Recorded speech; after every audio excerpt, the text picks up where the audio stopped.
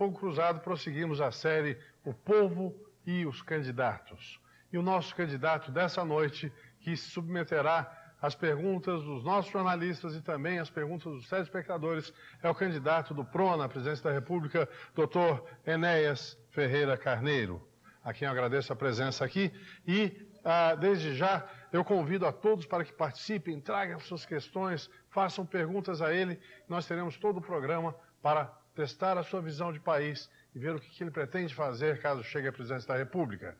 E, como sempre, em todos os nossos programas, de início, nós mostramos um documentário com alguns dados do nosso entrevistado para que o telespectador vá se afeiçoando à sua visão, à sua biografia e saiba alguns dados da personalidade que estará aqui. Vamos assistir ao nosso documentário.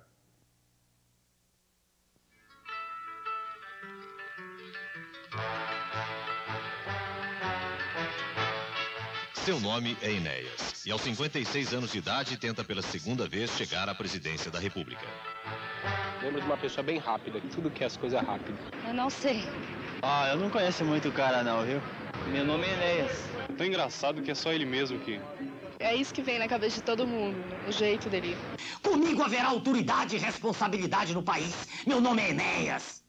É um cientista, um homem formado em medicina, matemática, física. Num país onde não se dá oportunidade, condições de estudos, ele venceu. As dificuldades pelas quais ele passou na sua infância forjaram muito o seu caráter, a sua maneira de agir. O menino pobre, filho de barbeiro, colocou o estudo no centro de sua vida. Desde o curso primário, suas notas eram as melhores da turma. Adolescente, ainda enfrentava dificuldades para estudar e escolheu a Escola de Saúde do Exército como o melhor atalho para chegar ao seu sonho, a Faculdade de Medicina. O desejo de formar-se médico não inibiu sua curiosidade por outras áreas do conhecimento. Graduou-se em Medicina, em Ciências Exatas e cursou ainda Filosofia e Letras.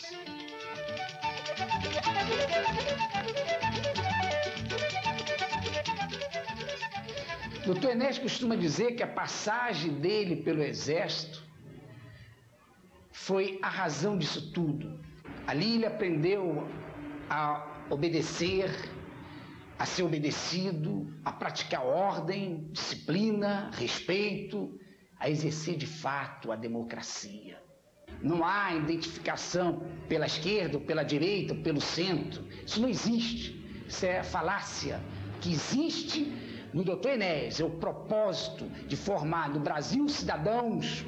A candidatura dele é uma candidatura tipicamente de uma direita tradicional, porque tem traços extremamente autoritários, mas ao mesmo tempo se apresenta demagogicamente como candidato anti-elites e anti a própria ideia de política, porque é recusar algo que é essencial a uma democracia moderna, que é a organização e a representatividade. A carência de valores morais, sobretudo na administração pública, tem impulsionado o surgimento do discurso político antipolítico. Para uma parte dessa sociedade ainda imatura politicamente, continua atraente a ideia de que entre os candidatos exista uma divisão entre os que são políticos e os que não são políticos, como se isso fosse possível.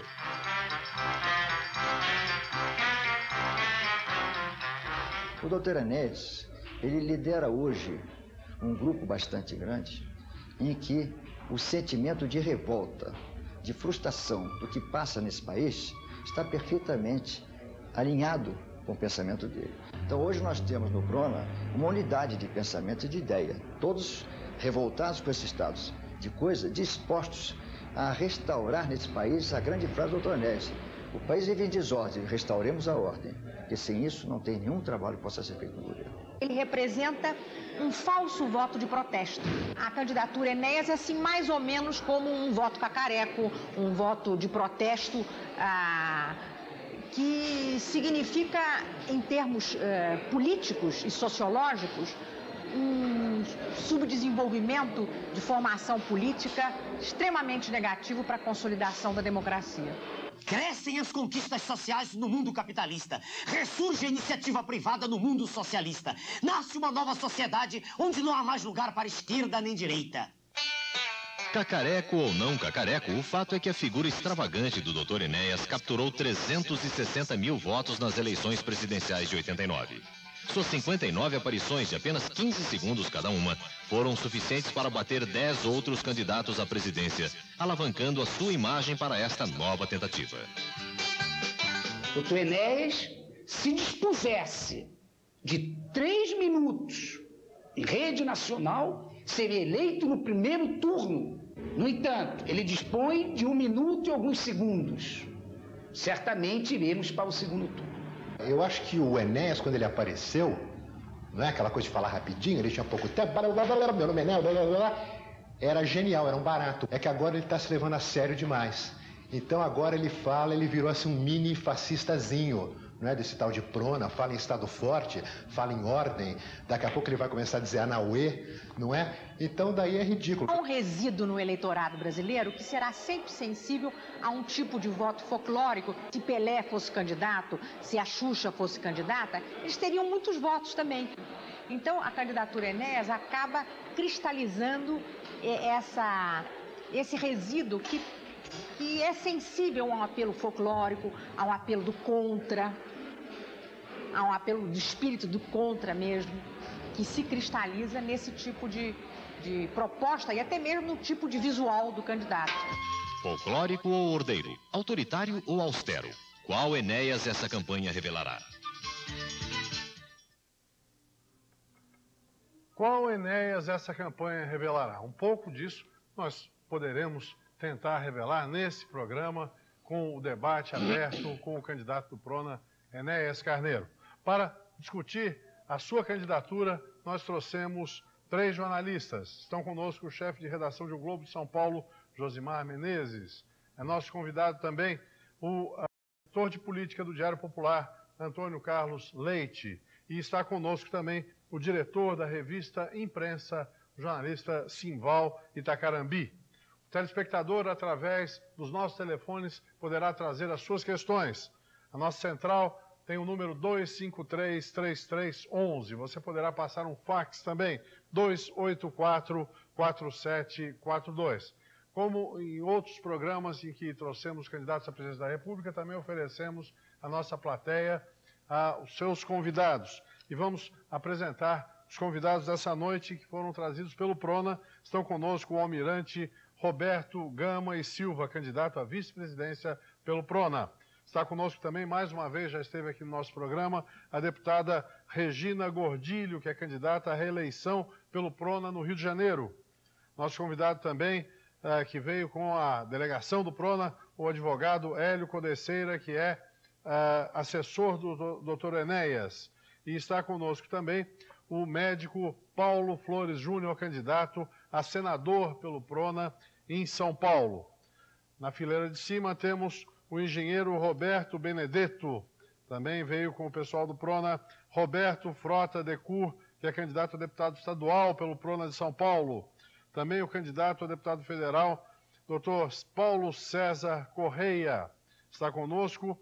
Também o administrador de empresas e diretor da Comissão Regional do Prona São Paulo, Milton Melfi. Conosco também a doutora Avanir Tavares Nimitz, que é médica e candidata a deputada federal pelo Prona. E também conosco a doutora Diva da Silva Nascimento, candidata a deputada federal pelo Prona. Doutor Enéas, iniciando o nosso programa, eu gostaria de pedir ao senhor que nos explicasse o seguinte: o Partido da Reordenação Nacional, Prona, né, é um partido que pretende uma revisão geral do nosso país, trazer uma nova ordem ao nosso país, como diz o seu próprio nome. E o senhor tem sido extremamente crítico em relação ao exercício da política no país e particularmente ao nosso Congresso. E eu lhe pergunto, como se dará essa reordenação da nação brasileira? Boa noite, doutor Enéas. Boa noite ao senhor, aos senhores jornalistas, aos colegas do partido e aos senhores telespectadores. Primeiro, permita-me só uma discreta correção. O nome do nosso partido é de Reedificação da Ordem Nacional. E a expressão Nova Ordem também, ela foi usada na Alemanha nazista. Nós não a usamos em nenhum momento no nosso manifesto, não. Isso não foi usado, esse nome. Bom, o que nós pretendemos fazer, dada a situação em que o país se encontra, é restabelecer em todos os níveis um princípio que se perdeu ao longo dos tempos, o princípio da autoridade e da responsabilidade. Isso nós dizemos desde 89, não há absolutamente nada novo agora. E não há também nenhuma mudança de postura de aquela época para agora. Apenas dispondo de 15 segundos para falar e tendo o dom que a natureza nos deu de poder usar um poder de síntese bastante grande, nós falávamos a uma velocidade muito grande, 3 a 4 palavras por segundo, e a maioria não conseguia acompanhar. Então, mas não há mudança. O conteúdo é exatamente o mesmo, valem as teses apresentadas naquela época, e quando o senhor perguntou em relação ao Congresso, eu vou repetir também o que sempre disse.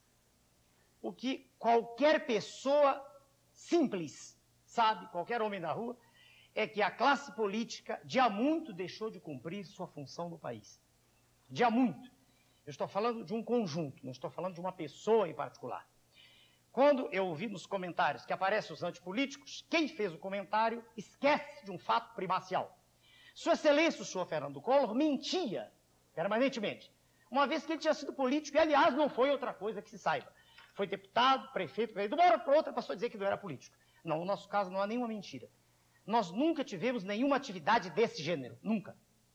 Entramos no processo de 89, movido, o nosso grupo, né, por absoluta indignação. Esse sentimento aumenta nesses 5 anos, uma vez que qualquer pessoa é testemunha do que está sendo feito com a nação. Quando o senhor pergunta qual será o relacionamento com o Congresso, também eu digo, do nosso ponto de vista, os senhores congressistas não são piores nem melhores, são seres humanos. E, do nosso ponto de vista, claro que todo mundo tem direito de pensar como quiser, esse é o nosso ponto de vista. Falta ao Congresso Nacional, falta à classe política um projeto. Falta um projeto com vontade, determinação. Nós acreditamos que, diante de um projeto nacional bem elaborado e apresentado à nação, como nós vamos fazer dentro de 2 semanas, 3 no máximo, nós queremos crer que não haverá nenhuma dificuldade para governar. Quer dizer, a reedificação da ordem nacional se fará em função desse projeto. Essa é a proposta. Sem dúvida. O projeto está escrito, já está no computador e está sendo feita a correção do vernáculo. Esse projeto será apresentado dentro de 3 semanas, no máximo, à nação. Muito bem. Boa noite, Danelli. Boa noite, senhor. Eu quero saber o seguinte. Se o senhor acha que o eleitor, principalmente esses 3% de votos que o senhor tem, esses eleitores, eles levam a candidatura a sério do senhor, acreditam nas propostas do senhor, ou se são votos de protesto com relação a essa política que nós temos hoje no Brasil? Eu já disse isso em outros programas e já disse, inclusive, num programa do qual o senhor participou e repito.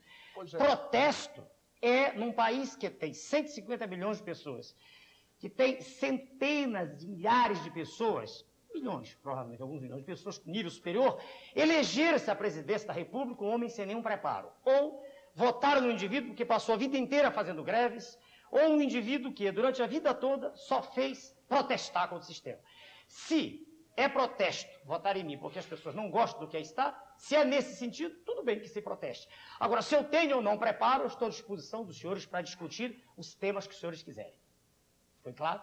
Agora, o senhor não quer ficar com a pecha de que é o candidato do protesto? Não, porque, veja bem, o que se pretende com isso é lançar na opinião pública uma ideia de escárnio, uma ideia de falta de respeito a um indivíduo que passou a vida inteira estudando, como o senhor pode documentar pelo meu currículo, e como o senhor pode perguntar para qualquer pessoa que estudou comigo, dos mais de 20 mil médicos que estudaram comigo, como há aqui, ex-aluno meu na plateia, quer dizer, o senhor perguntar o que foi minha vida. E aí, chamar a isso, colocar isso em termos ridículos, para mim, é uma falta de prestação de serviço à sociedade. Que se discorde das minhas teses, sim. Que se tente ridicularizá-las, não. Senhor Carlos. Boa noite, doutor Enéas. Boa noite, senhor. Doutor Enéas, eu gostaria de saber o seguinte, por mais otimista que seja o candidato, ele o tempo inteiro ele passa a campanha dizendo que vai vencer. Todos os candidatos têm isso em comum. Mas nenhum dos candidatos ele garante que vai fazer a maioria no Congresso. O senhor falou que vai apresentar, se vencer a eleição, um projeto ao Congresso e que a partir daí é que se vai fazer essa reedificação. O que ocorreria se esse projeto do senhor fosse rejeitado pelo Congresso? Eu vou lembrar ao senhor um fato que ocorreu recentemente, quando Sua Excelência, o presidente Collor, foi eleito. O projeto de Sua Excelência, o presidente, era neoliberal, não é o nosso. O nosso é nacionalista e estamos todos nós dispostos do partido a discutir. Era um projeto neoliberal, era um projeto afinado com aquilo que se propõe fazer todo líder que tem o aplauso do G7. Dentro do projeto de Sua Excelência o Presidente Collor, houve o esfacelamento da máquina pública. Houve a abertura indiscriminada da economia, e passou-se a importar quinquilharia, e tudo que havia de ruim na nação aumentou muito. Eu quero crer que todas as pessoas do Brasil sabem disso. E, curiosamente, o Congresso se curvou, inclusive até o confisco. O confisco é inconstitucional, né? Qualquer rapazinho que está estudando direito sabe disso, e foi feito.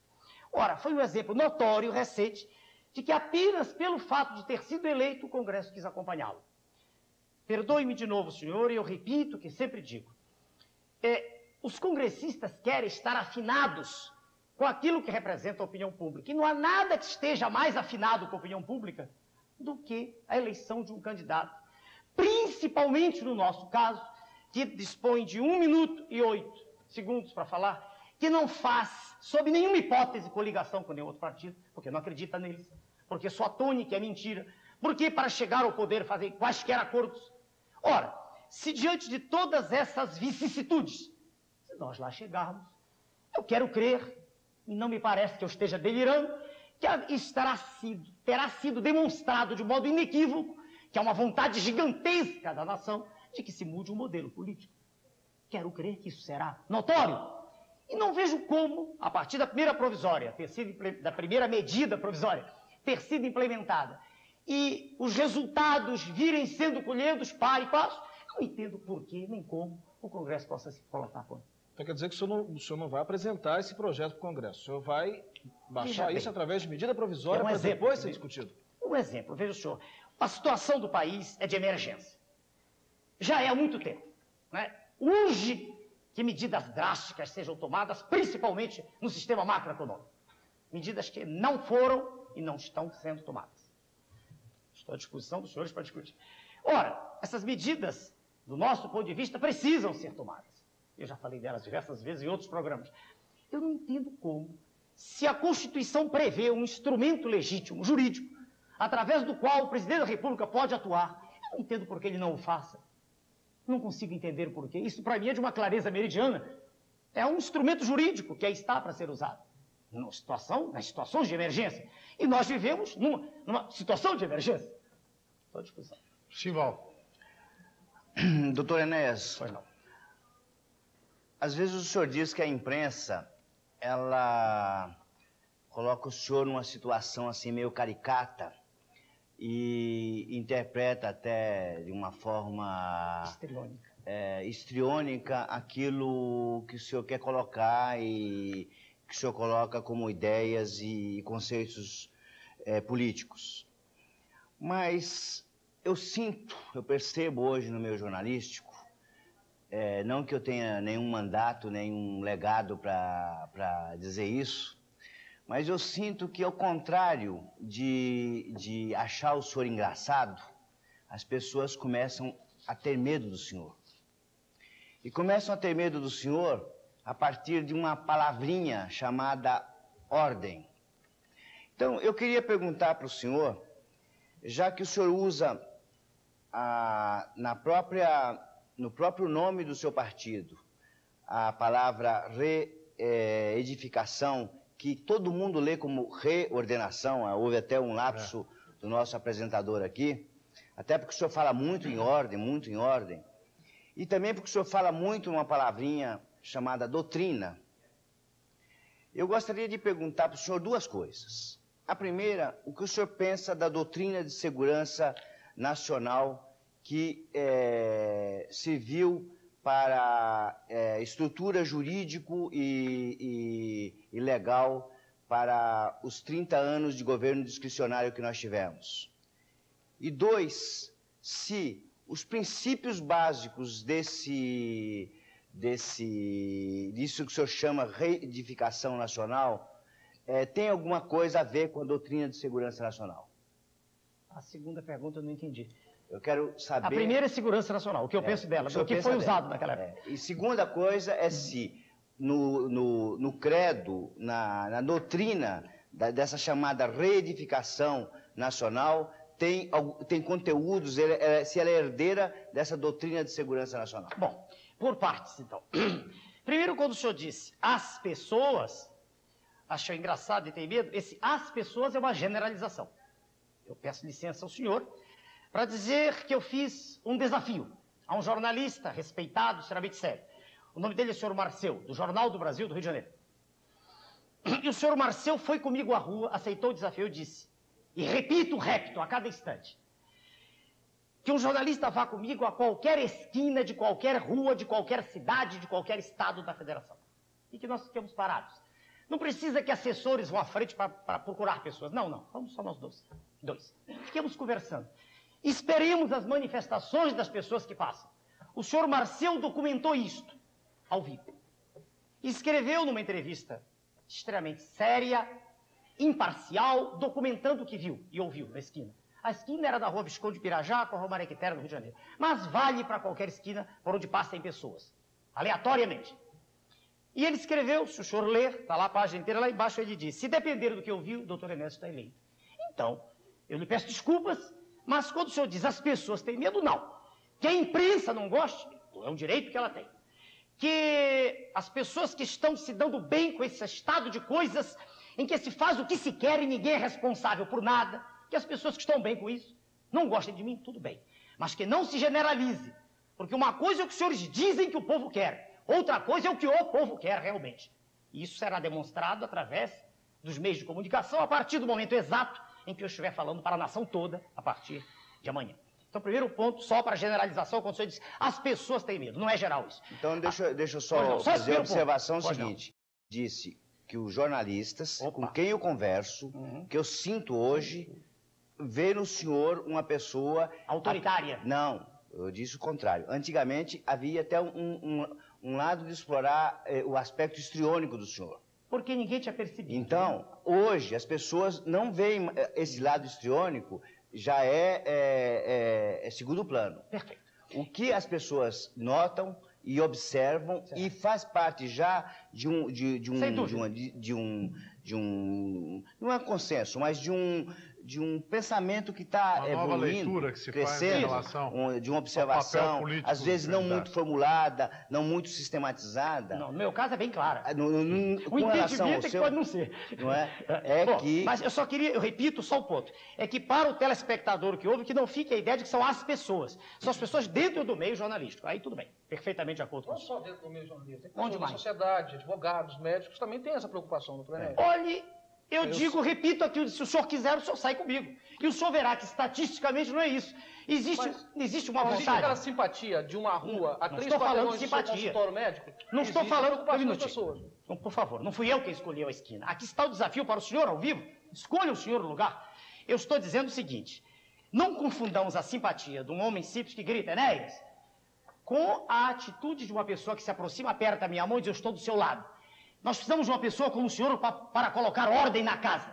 É diferente. Quando essa pessoa diz isso, ela entendeu exatamente a mensagem. Ela não aguenta mais a falta absoluta de respeito por tudo. Ela não aguenta mais nem o sinal de trânsito ser respeitado. Ela não aguenta mais a deterioração dos princípios morais de que é vítima a nossa sociedade. E ela quer essa mudança. É essa pessoa que aperta a minha mão. Muito bem. Independente do número de pessoas... Quer dizer, a pergunta do Eu não cheguei lá, são as pessoas. Exatamente. Então, vamos... Agora, ok, eu vou adiante, mas é que ele interrompeu e eu, por educação, eu tive... Assim, quando o senhor falou em segurança nacional. O que eu conheço de segurança nacional é a proteção do território pátrio contra a agressão alienígena. É assim que eu vejo segurança nacional. Eu não vejo segurança nacional como controle da música que um cantor A ou B está fazendo. Não vejo importância nenhuma nisso. Estou sendo claro, como sempre. Para mim não tem a menor importância a música que o cantor. Se os militares fizeram isso, a meu ver, é raro isso. É raro. Friamente estou falando, não vejo nenhuma importância nisso. Vejo sim. A nossa nação hoje está entregue à espoliação internacional. Hoje nossas reservas de minério são mandadas para fora a preço vil. E o minério in natura, não é o minério trabalhado.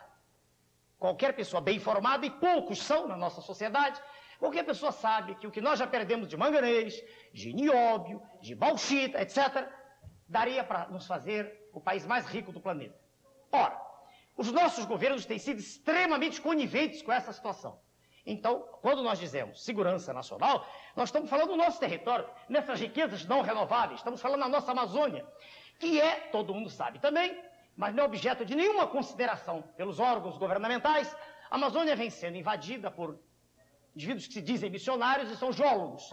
Sua Excelência, o Almirante Roberto Gomes Silva, que está presente aqui, foi presidente do Grupo de Estudos do Baixo Amazonas do governo do General Figueiredo e testificou, documentou isso. Hoje ele está comigo por isso. Eu chamei pelo conhecimento profundo que tem da questão. E por ser um nacionalista como eu sou. Eu luto pela minha pátria, pela nossa pátria. Ora, segurança nacional é tamponarmos as vias de acesso à Amazônia.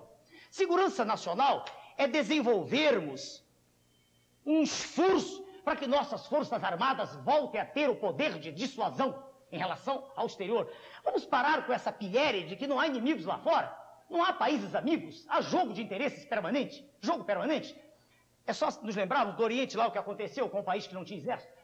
Esse processo todo de que faz parte o interesse internacional em desvalorizar as forças armadas, em desmoralizá-las, em fazê-las objeto de ridículo, em fazer com que não haja rancho para o soldado, em quebrar a disciplina, em dizer que isso não tem importância, é fazer com que a nação, que tem tudo para ser a maior nação do planeta, fique entregue às baratas, como ela está hoje. Hoje, nossas forças armadas não são mais forças, nem estão armadas. Ora, isto, para mim, estou deixando claro que o senhor é segurança nacional. O resto, não. Eu posso fazer uma observação? À vontade. Sival, eu só peço licença a você o seguinte. Logo após o intervalo, você fará essa observação e eu relembro aos nossos telespectadores, porque eu preciso fazer esse intervalo, relembro aos telespectadores que vocês podem continuar fazendo as suas perguntas, já nós vamos começar a formulá-las. 253-3311 é o telefone da nossa central, 284-4742 é o telefone do nosso fax. Já estaremos de volta com o nosso Fogo Cruzado. Até lá.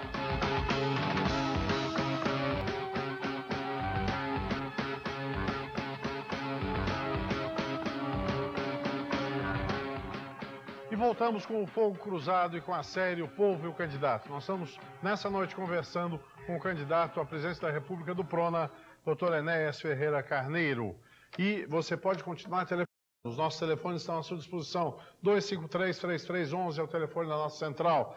284-4742 é o telefone do nosso fax. E antes de dar sequência à nossa discussão, eu quero anunciar a chegada do brigadeiro Álvaro Dutra, que é candidato ao governo do Estado de São Paulo pelo PRONA, que está acompanhado do seu assessor, Antônio Carlos Dutra. Muito bem, eu interrompi o Simval quando ele ia fazer uma observação. Simval, com você a palavra. Não, doutor Enéas, quando o senhor começa a falar sobre segurança nacional e limita esse tema apenas à questão das fronteiras e do inimigo externo, e começa a atacar a questão, por exemplo, das riquezas naturais que estão saindo, eu acho que o senhor está sofismando, porque, na realidade, não compete ao Exército ficar cuidando se missionário está tirando nióbio ou coisa desse tipo. Eu acho que o senhor está sofismando na medida que o senhor está saindo do eixo central da questão que, no fundo, a doutrina da segurança nacional criou um Estado juridicamente discricionário. E o senhor começa a pegar coisinhas pequenininhas e fazer um discurso grandão em cima disso aí. Quero só o direito de responder. Sim, antes que o senhor... Não, eu ainda nem comecei a responder. Depois o senhor fala, senão aí sim passa a ser discricionário. Senhor Simval, não são coisas pequenininhas não, senhor Simval. Primeiro que eu não fugi de nem, eu pensei que o senhor estava falando disso. Fugi de nada. Não fugi de nada, nem tenho esse hábito. Eu vou dizer ao senhor, aos senhores e ao telespectador exatamente o que eu penso. Aliás, direi com a maior clareza possível. Tenho absoluta convicção das minhas teses. Não é minha natureza ficar fazendo o que o senhor disse, não. Só lembrar que isso não é coisinha pequena, não. Não está indo embora coisinha pequena. São milhões de toneladas de minério que vão embora para o exterior. É um dessangramento da nação. Um minutinho, não é nada pequeno. São milhões de dólares. Bom, bilhões. Agora voltemos para a questão. Eu não sabia que o senhor estava se referindo ao Estado discricionário. Não era isso. Não ficou claro para mim, nem para o almirante que está aqui. Conversamos no intervalo, eu não entendi isso. Agora que o senhor disse que é isso, muito bem. Não há ironia nenhuma, não, senhor Silva. Estou falando exatamente o que eu penso. Vamos lá. Não é ironia o Estado, que eu falei. não há ironia de sofisma que eu falei. Mas nem sofisma. Sofisma pressupõe a não correspondência bionívoca entre o que o indivíduo pensa e o que ele diz. Eu penso exatamente, o senhor não foi claro na pergunta, um minutinho. Agora o senhor foi.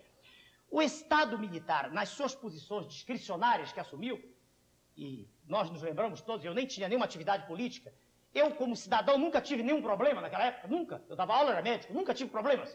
Como, aliás, a grande maioria da população não teve problemas. Quem tinha problema era a imprensa. Que a imprensa estava manhetada, amordaçada. Aí, sem dúvida. Se o senhor me disser que a imprensa teve problema, que os ativistas tiveram problema, que os desordeiros tiveram problema, tudo bem. Certo? Sem dúvida que houve. Agora, se o senhor perguntar se eu me pautei nisso, não, porque eu nem conheço isso. Naquela época eu nunca participei, nunca, de movimento nenhum. Nem de um lado, nem de outro. Eu era um homem dedicado à ciência. Quando eu entrei nesse processo, agora, repito, foi por indignação. Eu nem conheço esse texto ao qual o senhor está fazendo referência.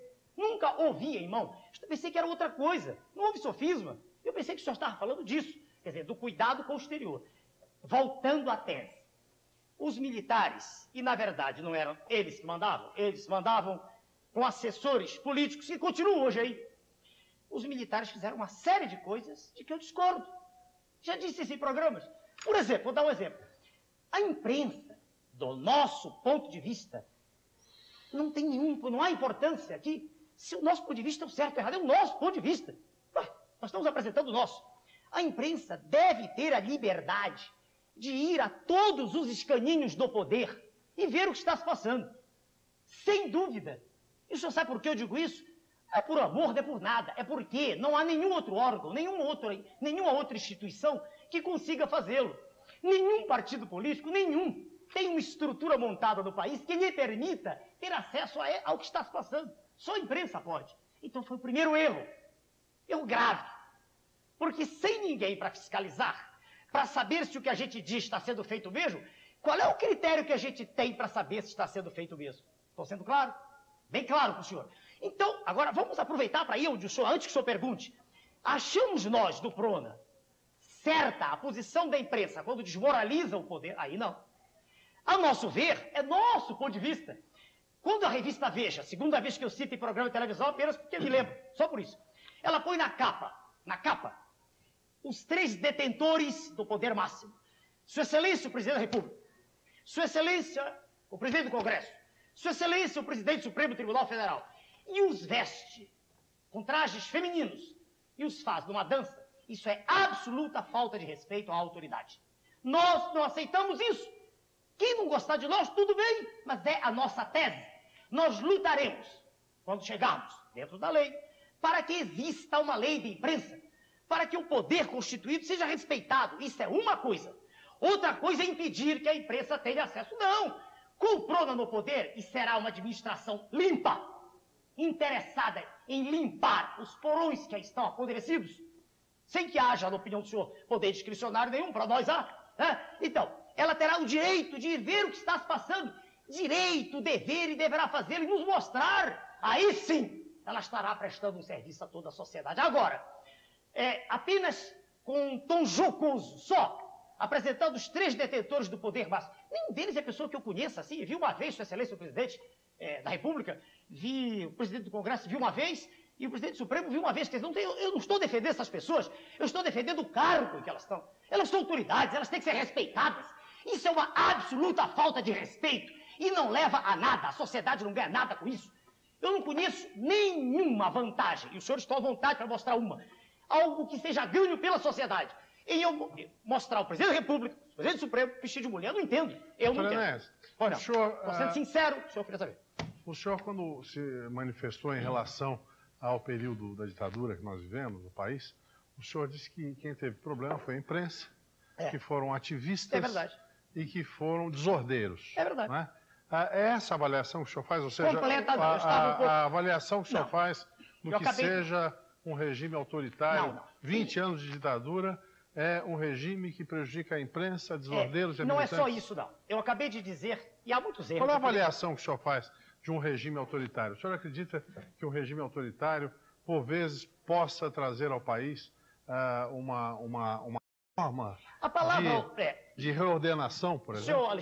Senhor Alexandre, aí estava na frente. Perdão, eu vou completar, porque eu acho que a minha pergunta, ela completava tanto a do Simval quanto a do Alexandre. Queria saber do senhor o seguinte, o que os militares fizeram que o senhor gostaria de repetir no seu governo? Desenvolver o parque energético, desenvolver o parque industrial, fazer com que haja uma ativação da macroeconomia. Isso é uma coisa boa. Agora, o que eles fizeram de errado? Uma opção de coisas. E respondo ao senhor agora. O processo educacional, de maneira nenhuma, eu faria daquele jeito. Também porque eu não vi educadores ali naquele grupo. Eu sou educador há mais de 30 anos. Eu não preciso de meia dúzia de assessores me dizendo o que fazer. Há mais de 30 anos eu educo. E se eu tenho 1000 médicos por ano que pagam para estudar comigo, é porque eu lhes ensino alguma coisa. Se não, se os médicos pagam e o regime é de disciplina, e tem testemunhas aqui presentes, ou seja, a aula é com respeito. Se até há momentos em que riem na sala, é porque Deus me deu o dom de ser engraçado. Riem, não é nada demais, aprendem. Uma coisa é ordem, outra é falta de respeito. Então, se eu tenho todo esse background, ensinei português, ensinei matemática, eu sou educador. Eu não li livros sobre educação, nem li jornais sobre educação. Eu sou educador, eu educo há mais de 30 anos. Então, o processo educacional dos militares foi terrível. Não adianta entrar, já sou contra. O sistema de saúde foi em frangalhos. Mas há um aspecto só do qual a gente descura. Os militares já saíram há bastante tempo do poder. Nem me lembro, teve que fazer as contas desde quando o general Figueiredo falou, trouxe o Sarney. Há bastante tempo. E não melhorou nada. Piorou. Só melhorou para a liberdade de expressão. Aí, sem dúvida. Mas para a massa marginalizada, não melhorou nada. Os índices de bem-estar social pioraram. Se o senhor quer que eu faça o balanço sincero, ele aí está. E é preciso ter cuidado também com a palavra autoritário. Uma coisa é fazer valer a autoridade, como eu digo sempre. Outra coisa é não permitir que opiniões distintas apareçam. Ora, no nosso próprio partido, no PRONA, nem sempre há consenso. Nem sempre. Às vezes são pontos de vista conflitantes. O que nós fazemos é nada de votação. Paremos, reexaminemos a questão, porque deve haver algo que é melhor para a nação. Hoje mesmo eu estive a convite, não como disseram na televisão, que eu fui fazer comício. Não fiz nenhum comício até hoje. Não gosto disso. Eu sou candidato à presidência da República. O meu lugar de falar é através dos meios de comunicação para 150 milhões de pessoas. Não gosto do modelo convencional. Não fui, é mentira a televisão que disse. Posso provar. Eu fui convidado pela Federação da Indústria do Paraná. Estive lá hoje.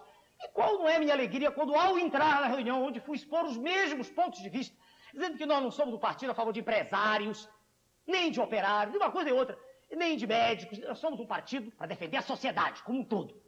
Essa é a nossa tese. Nós acreditamos que o Brasil vive num estado de atetose, em linguagem médica, incoordenação, um certo tipo de incoordenação motora. A nosso ver, desapareceu o que se chama, em geopolítica, vontade nacional. A nosso ver, o Congresso estraçalha para o lado, levado por mil interesses. Então, a nosso ver, é preciso que exista, aí sim, ordem, exista um projeto apresentado, e uma vez aprovado, que se siga em frente. Mas nós não somos contrários, em nenhum momento é que uma opinião, alguém chegue com vontade de acertar, e não apenas como hoje no Congresso, em que não se aprovam projetos apenas que são de outro partido.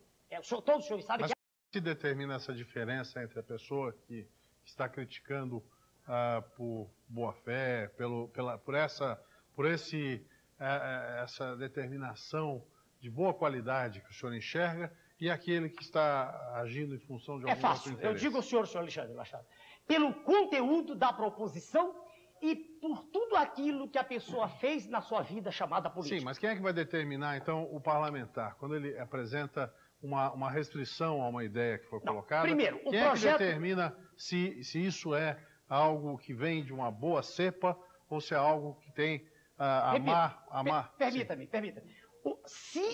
Veja o senhor, conosco, com o nosso Grupo Brasil é, por excelência, nacionalista. Ele diz não à ventania neoliberal, de modo claro, contundente e inequívoco. Pronto, está definida a posição. Posições contrárias a essa em particular, isso é uma viga mestra. Isso é uma viga mestra. Haverá uma centralização doutrinária, haverá uma doutrina. Volta aí. Por exemplo, quem deve ter prioridade? O indivíduo, veja o senhor, no atendimento médico, uma hipótese, veio à minha cabeça agora, no meio de tantas. A nosso ver, o que deve ter mais prioridade é a unidade básica. Hoje, se o senhor perguntar para uma pessoa pobre, ele diz assim, posto de saúde só serve para vacina e para tratar tuberculose, é a resposta dele. Não serve para mais nada. Não, a nosso ver, não. Ponto de vista, a doutora Diva, que está ali presente, a doutora Vani, 2 médicos, doutor Paulo, 3 médicos, que eu estou vendo aqui 3. E mais o grupo nosso diz assim, não. A prioridade deve ser nós investirmos maciçamente naquela unidade de saúde que está perto do cidadão. Perto, aquilo que está ali, não é, atendendo o cidadão bem ali, quer dizer, um programa de aleitamento materno, um programa de acompanhamento familiar que não existe hoje, nós estaremos evitando entre 80% a 90% dos problemas médicos. Nós não estaremos entulhando os hospitais com filas enormes, monstruosas, com questúnculas. Essa é uma tese para nós, veja, senhor, que faz parte já de um contexto em que ela é uma viga mestra. Quem chega propondo que se faça um investimento em tomografia computadorizada, ele vai ter que mostrar para nós se é prioritário naquele lugar a instalação da tomografia ou não. O senhor está entendendo? Então, quando quem está no poder tem preparo, e por isso nós defendemos o preparo, por isso que a moça disse que era da direita, sim, porque nós não acreditamos que uma pessoa possa dirigir uma nação sendo um homem sem preparo. Quando a pessoa detém esse preparo, é infinitamente mais fácil o julgamento. Ora, agora, se nos chega uma tese, veja o senhor, e diz assim, não, mais importante do que o curso básico primário é a universidade. Prove-nos por quê. A pessoa disse, a universidade é importante porque precisa haver pesquisa. Concordo. A universidade particular, ela não tem por que investir em pesquisa, porque o resultado vem a longo prazo. A pesquisa não dá, a pesquisa básica de que eu estou falando, ela não dá resultado a curto prazo. Então, a universidade, ela precisa ser do Estado. Concordamos. Mas que se invista mais dela do que no básico, não, nós não aceitamos. O governo é voltado para a sociedade como um todo. E quem precisa muito mais é o básico. Porque quem tem o bom primário, já diz um professor meu de pneumologia no Rio de Janeiro, doutor Tarantino, quem tem um bom primário terá a boa universidade. O senhor está entendendo? É claro que eu estou falando aos pedaços, em fragmentos. Mas são essas teses, com o vigor de que elas são dotadas, que serão apresentadas em um livro, que estará à disposição dos senhores para que os senhores o critiquem. Estive hoje nessa associação lá, Federação das Indústrias, e ao chegar ele disse, no meio da conversa, o cidadão me deu um trabalho, eu olhei os juros ou a vida. Falei, muito obrigado, exatamente o que nós pensamos. Alguém na plateia lá disse, não, não é essa a questão. Tudo bem, prove que não é. O professor Dércio Garcia Munhoz, professor titular de política econômica na Universidade de Brasília, que não é do nosso partido, não. Homens de bem de quaisquer lugares são bem-vindos. Homens que querem dizer, ele nos mostrou de forma consubstanciada que a evasão dos recursos da nação não é só lá para fora, como falamos ainda agora, é aqui dentro. O sistema financeiro está aurindo, está se nutrindo de importâncias vultosas. Agora mesmo, nesse mês que acabou, reportagem de O Globo, Jornal do Senhor, agora dos últimos dias de julho. 4 bilhões, com a letra B para o telespectador, B de bravo, 4 bilhões de dólares, segundo o Globo, foram pagos como serviço da dívida interna. Só que o professor Munhoz discorda. Eu estou citando alguém que nem é do nosso partido. Poderia citar o professor Marcos Coimbra, que é professor da Escola Superior de Guerra, esse está no partido, e pensa exatamente assim. Quer dizer, se analisarmos os títulos dentro do Banco Central e fora do Banco Central, essa conta, veja só, que apareceu no Globo, é dos títulos em poder do público. Se colocarmos juntos os títulos do Banco Central, aos quais o Tesouro também paga o serviço, chegamos à cifra astronômica de 6 bilhões de dólares. Depois se diz que não há recursos. Ora, se alguém começar a discussão por esse sentido, eu digo, não, o senhor é o inimigo da pátria, o senhor está mentindo, porque há recursos. É mentira dizer-se que não há. Ah, mas é um déficit público fabricado. Coloca-se na linha da despesa, na coluna da despesa, colocam-se as importâncias vultosas pagas como serviço da dívida. Quer dizer, são essas, a palavra em moda, falácias, né? São essas mentiras, essas afirmações contrárias ao interesse da nação, com o que nós não concordamos. E o senhor dirá assim, por que outros não dizem? Porque tem medo, que estarão lutando contra um monstro. É verdade, há um monstro com a cabeça lá fora, os tentáculos aqui dentro, e há indivíduos aqui na nação que participam ativamente disso, se enriquecem horrivelmente do dia para a noite, enquanto a maioria da população não tem dinheiro para a escola, para a saúde, e não há coragem para se dizer isso. Eu desafio os senhores, com respeito, mas que neguem o que eu estou dizendo. Eu disse hoje numa Federação de Indústrias, ninguém negou. Eu disse em programas com assessor, colegas dos senhores economistas, conversei com o senhor Antônio Candir, ele disse, não, o problema então é que o senhor vai agir de modo autoritário. Lá vem a palavra de novo. Toda vez que se quer implementar alguma coisa séria, aí é autoritário. Por favor. Quer dizer, do nosso ponto de vista, alguém tem coragem para enfrentar esse poder monstruoso que está destruindo a nação? Ou as coisas vão continuar do jeito que estão e nós, daqui a 100 anos, estaremos discutindo amavelmente, com respeito às mesmas teses. É o nosso ponto de vista. Muito bem. Precisamos fazer mais um intervalo. vamos voltar num minutinho com o nosso Fogo Cruzado. Já já estaremos de volta. Até lá.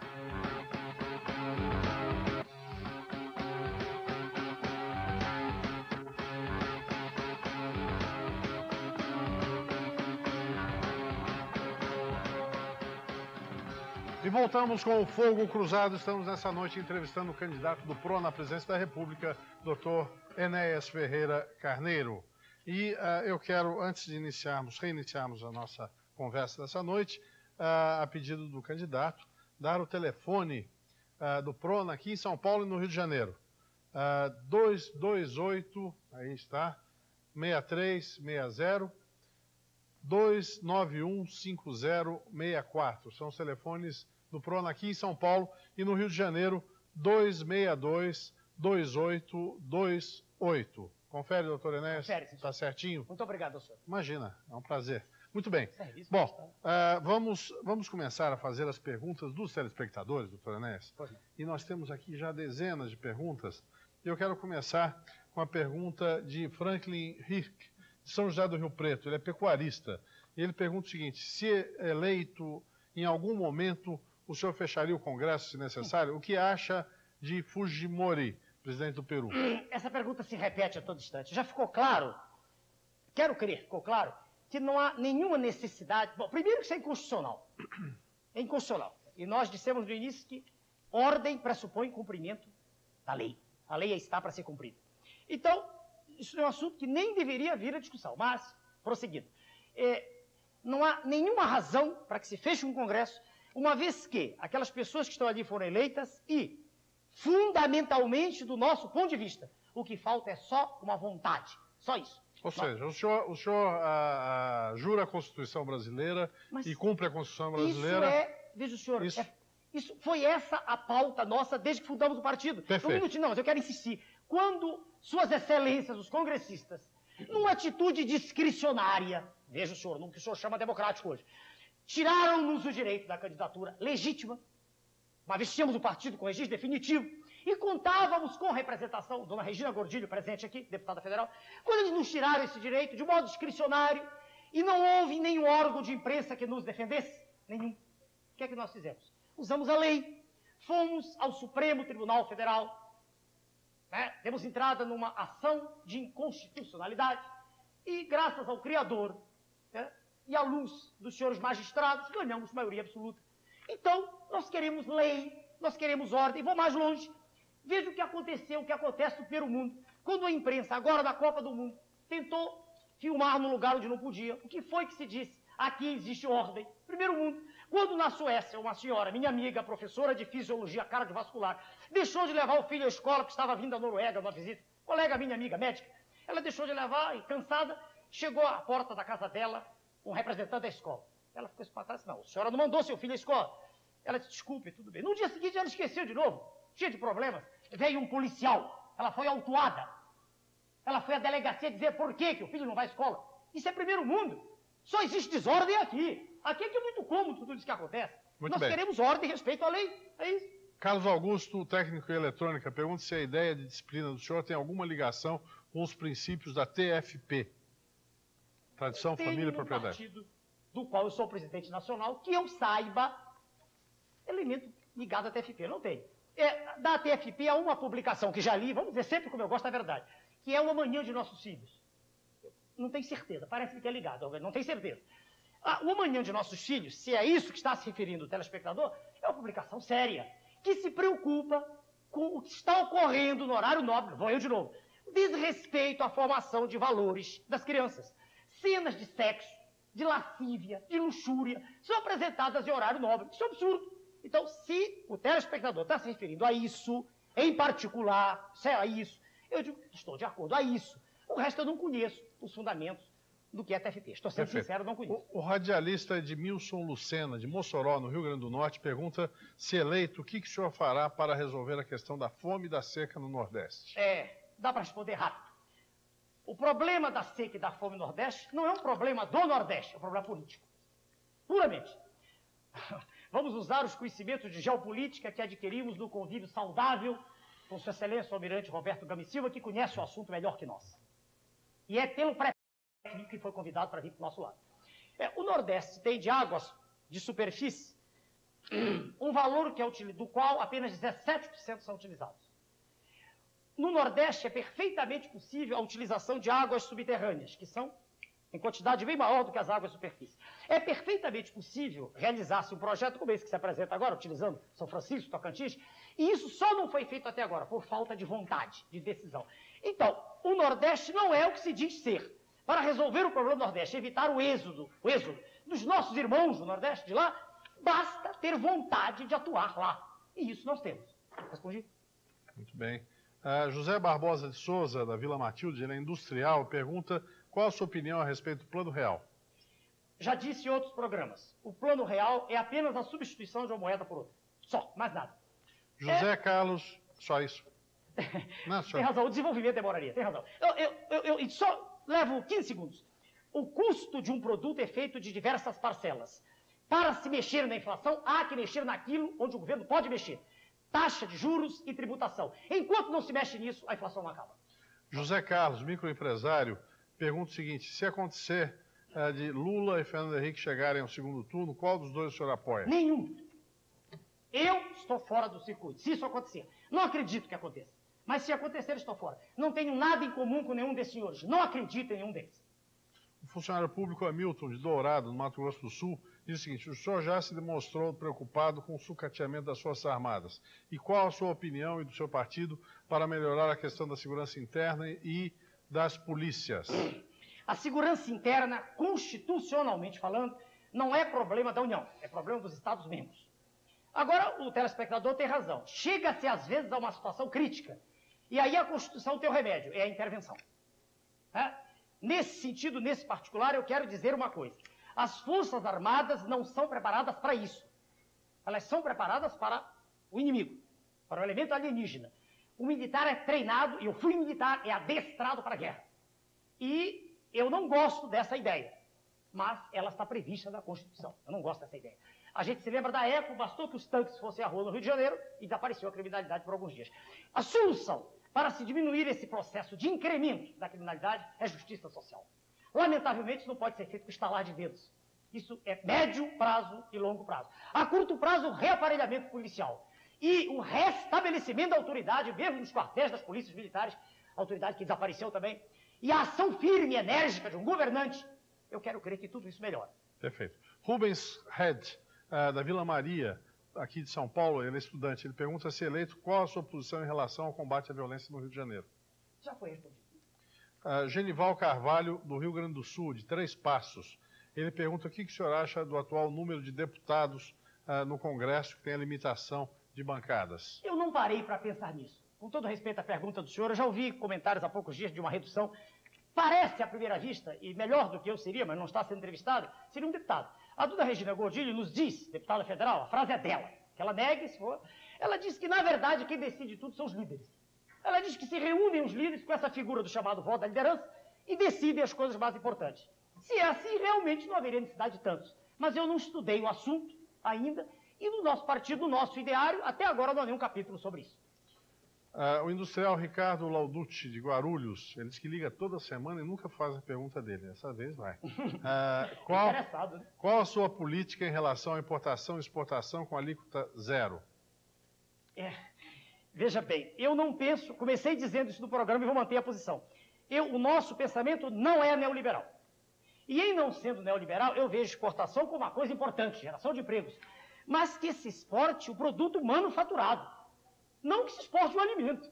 Nós cremos, e temos base para isso, científica, para afirmar, que é possível duplicar ou até triplicar a nossa safra. Nós temos uma extensão continental de norte a sul gigantesca.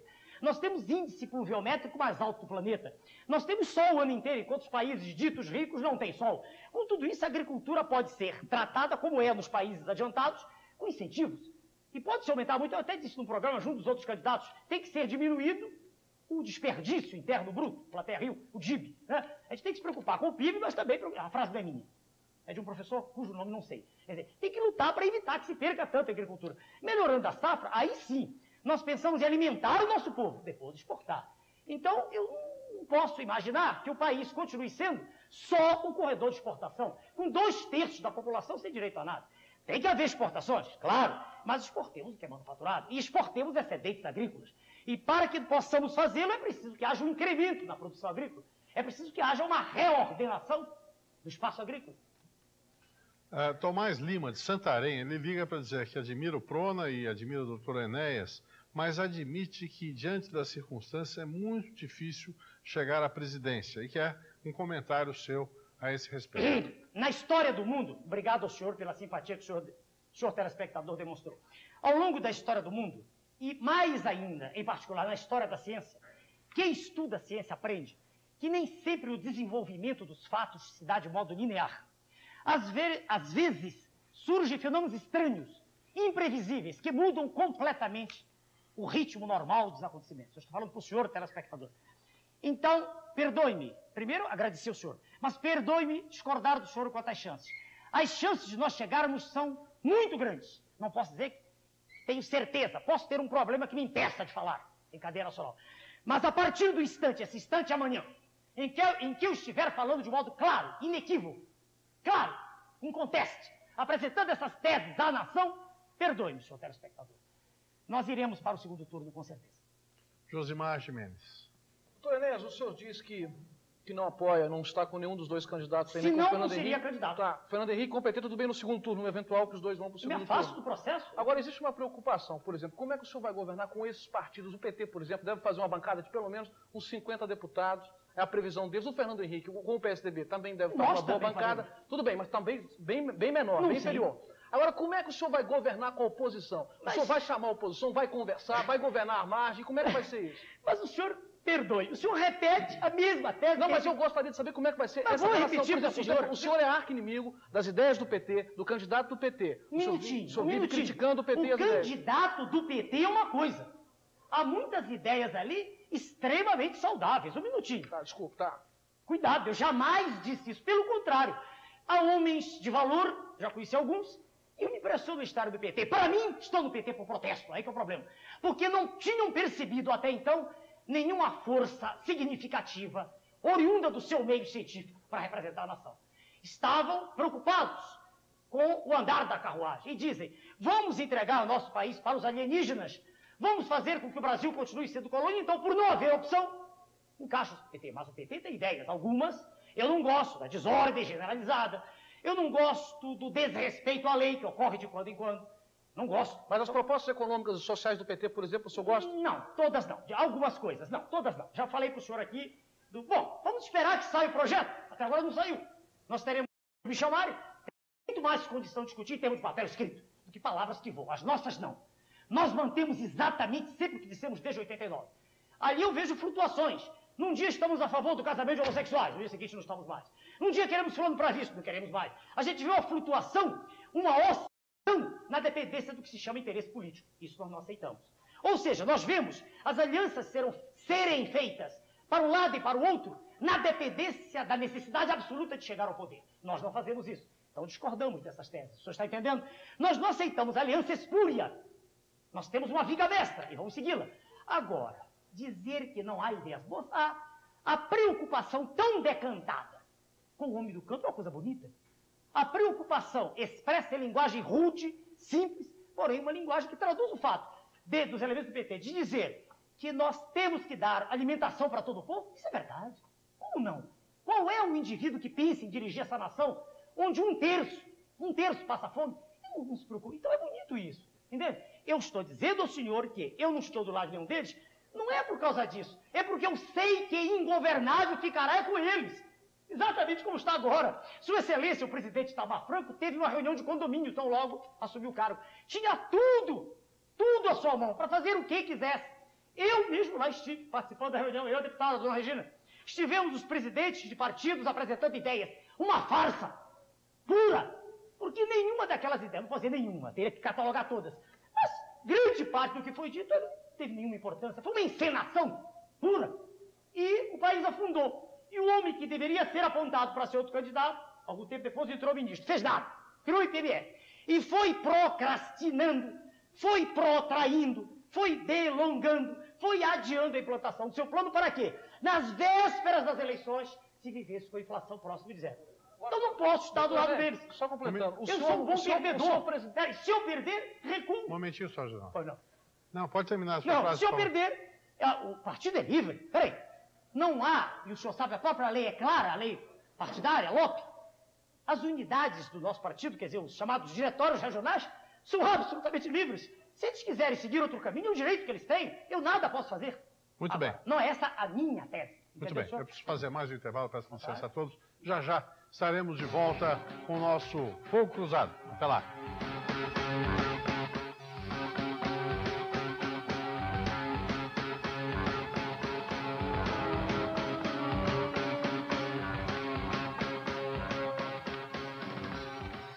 E voltamos com o Fogo Cruzado. E nós estávamos discutindo a respeito da relação do Dr. Enéas com o Congresso. E eu queria, somente para reforçar até essa discussão, Dr. Enéas, são inúmeras as perguntas que vêm, que fazem relação sua com uma postura totalitária, com uma relação com a possibilidade de que nós tenhamos um regime marcado pela influência das Forças Armadas. Inclusive, o senhor tem um vice que é almirante, o senhor tem um candidato ao governo de São Paulo que é brigadeiro. No governo do Estado do Rio de Janeiro, um coronel. Um coronel. Então, o senhor tem do Rio de Janeiro, vem, por exemplo, se o senhor fecharia o Congresso, extinguiria a liberdade de imprensa, o senhor já falou até a respeito desses temas. O advogado Sérgio das Perdizes pergunta por que o senhor faz questão de ser tão agressivo, se isso não vai distanciá-lo do jovem. Gustavo Húngaro dos Jardins. Posso respondendo? Eu sou como eu sou, só para o senhor telespectador. Eu não faço questão de ser de um jeito ou de outro. Não há ninguém me fabricando, né? Não há ninguém mexendo em mim, não há maquiadores, não há consultores de, como é o nome, de marketing, não há nada disso. Eu sou assim mesmo e nunca pedi voto a ninguém. Eu apresento a tese como ela é, sincera. Se o telespectador quiser, ele vota em mim. Se ele não quiser, ele não vota em mim. E a guisa dessa dúvida, porque o senhor também é uma personagem relativamente nova no cenário. E tem uma pergunta que vem do estudante Cassiano de Perdizes, quer saber o que o senhor pensa de Hitler e de Mussolini. Hitler, se é possível falar de algo positivo, se é possível, só uma coisa positiva que vejo. Foi que a nação estava estraçalhada, todo mundo conhece a República de Weimar, e ele levantou o nacionalismo alemão. Não é só Hitler, Mussolini, De Gaulle e outros. Agora, as ideias nazistas são, vou falar bem devagar, são contrárias a tudo que está no manifesto do nosso partido. Uma vez que o pressuposto nazista, para quem estudou, isso é fácil, é de uma diferença entre os indivíduos em função de sua origem racial.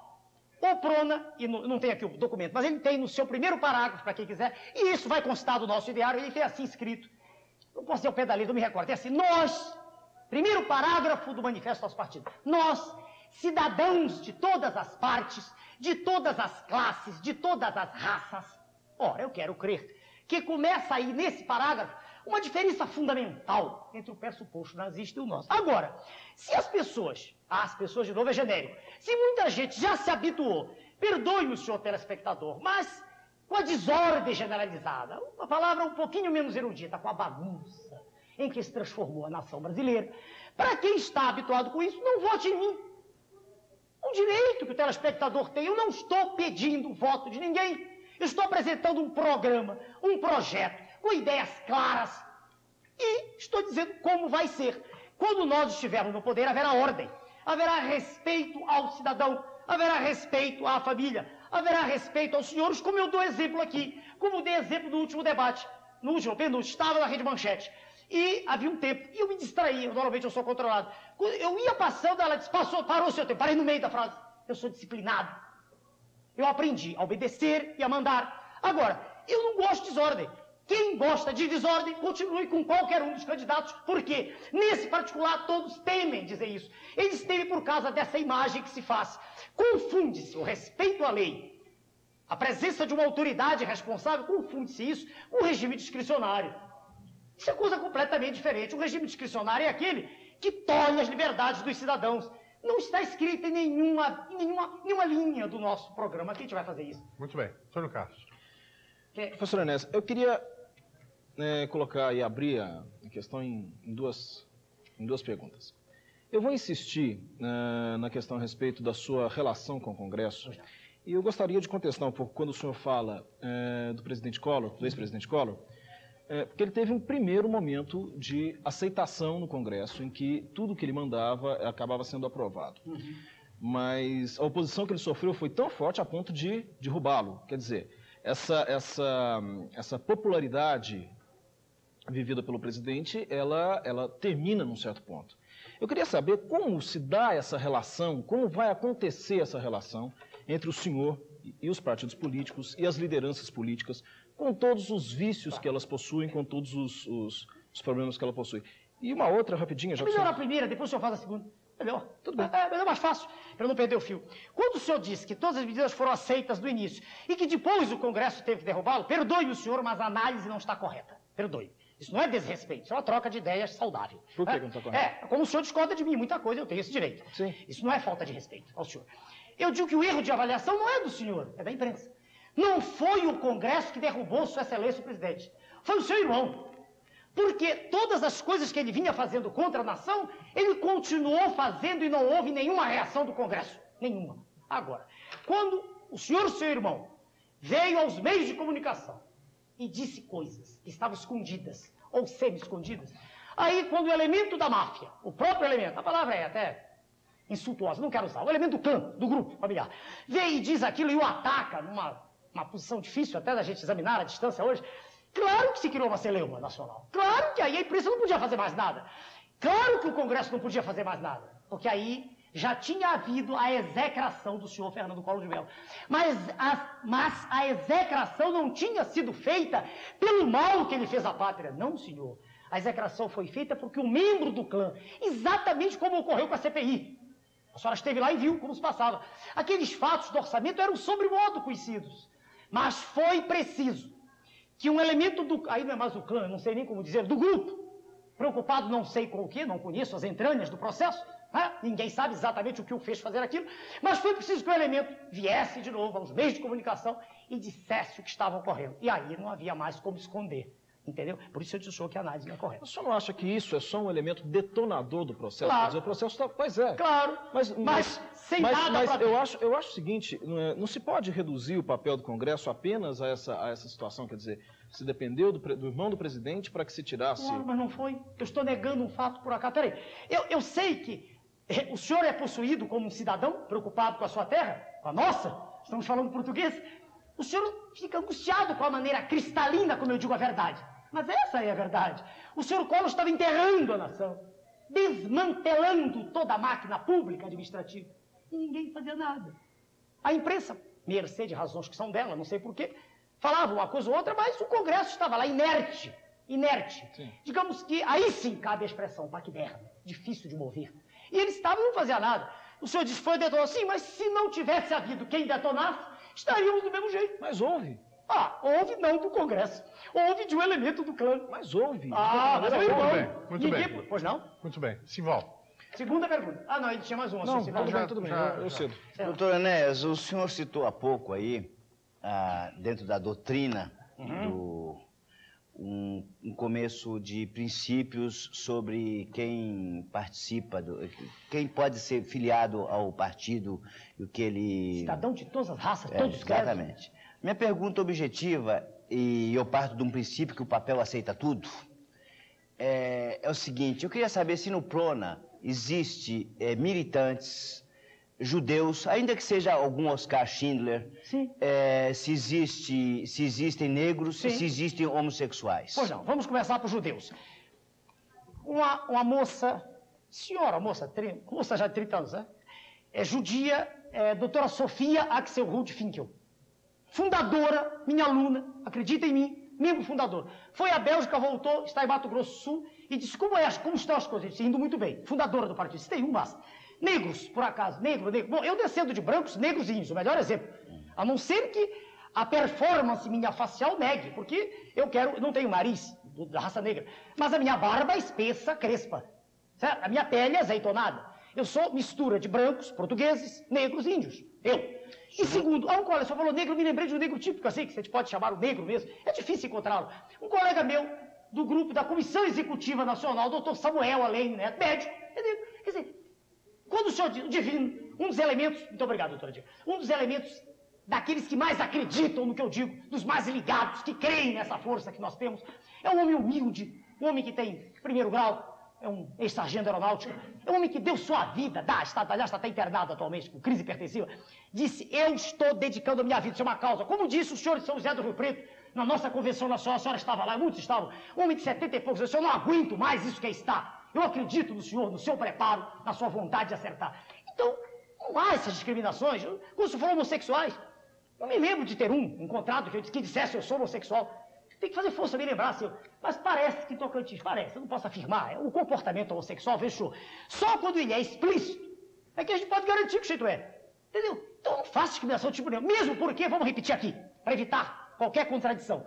Eu já disse diversas vezes, aquilo que nós não aceitamos é o comportamento, veja, vou repetir o que foi objeto de pergunta, não sei se foi do senhor ou de alguém, foi do senhor.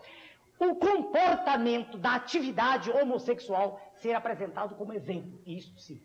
É um comportamento que se afasta das leis da natureza. Mas o homossexual é um cidadão e que tem que ser respeitado, tem direito a trabalho, que vive como qualquer um de nós. Agora, permitirmos em legislação o casamento de homossexual, ponto de vista do PRONA, não. Isso fechou, isso a gente é claro. E qualquer um que queira entrar sabe que é assim. Entende? Isso é uma regra clara. Nós, sob nenhuma hipótese, faríamos isso que se chama, como é? Perseguição. Isso não existe no nosso modelo. O que nós queremos, vamos ver se eu consigo transmitir para os senhores o que o homem da rua percebe com clareza meridiana. O que nós queremos é uma nação livre, uma nação justa. E não essa farsa que está aí, em que o senhor é livre e eu sou. Mas 2/3 da população estão alijados de decisões, não participam de nada. Eles não escrevem jornal, não falam em televisão, não falam no rádio. O povo não existe, só serve para votar. É com isso que a gente quer acabar. Nós queremos fazer uma reforma educacional gigantesca, fazer uma cruzada cívica, dar um grito de alerta, pegar os nossos professores que ganham salário de fundo e dar a eles um estímulo. Como? Melhorando a receita deles. Já falei de onde vem dinheiro. Dinheiro é de sobra. É mentira dizer que não há recursos. Nenhum deles diz para mim que não há recursos. Eu tenho elementos para mostrar que há. Há e muitos. Agora, vamos estimular o professor, vamos fazer com que ele seja respeitado como ele foi no passado, vamos reciclá-lo. Já não se faz isso com deputados, senhora Regina, já não se paga, desminta-me. Os senhores não ganham para ir ao exterior uma bolsa vultosa, não é bolsa, tem outro nome, sei lá, tem um nome isso, não sei, uma diária. Por que não fazer isso com professores? Por que não reciclá-los? Por que não dar a eles a posição digna na sociedade? Para que o professor tenha como hoje, tenha vergonha de dizer que é professor. Então, essas teses, a nosso ver, elas são tão claras que o homem comum se identifica com elas. Eu entendo a preocupação dos senhores, é respeitável, mas pelo menos respeitem o nosso direito. Nós estamos apresentando tudo com clareza. Não há sofisma nenhum, não há nenhuma volta, nenhum atalho, é tudo claro, sincero. Então, desculpem, eu não vejo por que haver essa reação que ainda existe em muitos órgãos de comunicação ao nosso projeto. Ele é um projeto, se o senhor disser forte, é. Mas, ao nosso ver, não é possível endireitar o Brasil mais desse jeito. Não é possível mais. Não se chega a lugar nenhum mais assim. É preciso haver uma vontade firme de fazer as coisas. Essa é a ideia. Muito bem. Precisamos fazer intervalo. Voltamos num minutinho com o nosso Fogo Cruzado. Até lá.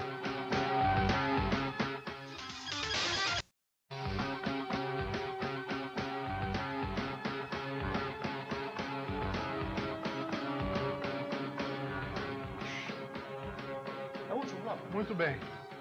Voltamos com o Fogo Cruzado e, como sempre, voltamos com aquela angústia do programa que termina sem o tempo necessário para abordar todas as questões que nós gostaríamos. E eu gostaria de passar ao Dr. Enéas, que é o nosso convidado dessa noite, todas as questões que nós recebemos, não só as que foram respondidas, como também as que não puderam ser respondidas, os fax todos que nós recebemos, porque eu tenho certeza que para a sua assessoria, para o senhor, será uma contribuição em relação às dúvidas que existem, em relação às curiosidades que existem, em relação ao seu pensamento e ao que o senhor pretende na sua candidatura. Eu quero agradecer muito a sua presença, agradecer a plateia toda e vamos mostrar novamente o brigadeiro, o seu candidato, o seu almirante Roberto Gama e Silva, candidato à vice-presidência pelo PRONA, a deputada Regina Gordilho, que aqui estiveram e vieram do Rio de Janeiro com esse objetivo de participar desse programa, Quero agradecer também a presença do brigadeiro Álvaro Dutra, candidato ao governo do Estado de São Paulo, em suma, a todo o pessoal do PRONA que o acompanhou, aos jornalistas, meus companheiros que estiveram aqui, que fizeram as suas perguntas ao candidato Enéas e, sobretudo, ao telespectador que nos acompanhou até essa hora e que certamente deverá estar conosco segunda-feira próxima, quando estaremos mais uma vez pela CNT, pela Gazeta, aqui de novo para mais um Fogo Cruzado. Por hoje, muito obrigado a todos, boa noite e até lá. Seja breve. Seja breve. Lumbe 518, TV Corcovado, Canal 9, Rio de Janeiro. 11 horas, Cidade na TV. E logo depois, Bem Forte. CNT, Central Nacional de Televisão. Seja breve. Seja breve, não percebi porque você se atreve a prolongar sua conversa mole. E não adianta, seja breve, conversa de Pedro, não há mole. Senão eu acabo perdendo o controle, vou cobrar o tempo que você me deve. Eu me ajoelho e fico de mãos postas, só para ver você virar as costas. E quando vejo que você vai longe, eu comemoro sua ausência com champanhe. Deus lhe acompanhe. Seja breve. Seja breve, não percebi porque você se atreve a prolongar sua conversa mole. E não adianta, seja breve, conversa de Pedro, não há mole. Senão eu acabo perdendo o controle, vou cobrar o tempo que você me der.